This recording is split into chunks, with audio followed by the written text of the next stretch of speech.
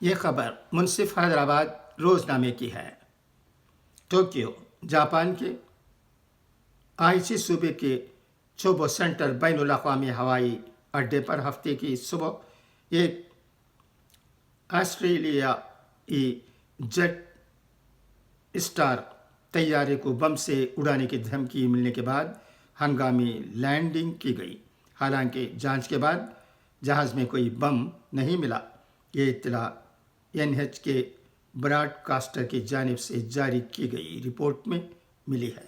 Police نے بتایا کہ جیٹ اسٹار کی پرواز ٹوکیو کے قریب ناریتا بین الاقوامی اڈے سے جاپان کے کیوشو جزیرے پر واقع فوکوکا جا رہی تھی۔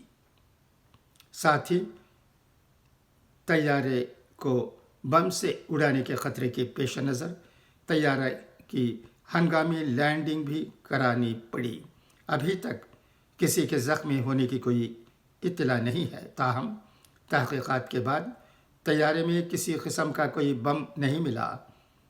آسٹریلیائی طیارے میں 136 مسافر اور عملے کے 6 ارکان سوار تھے۔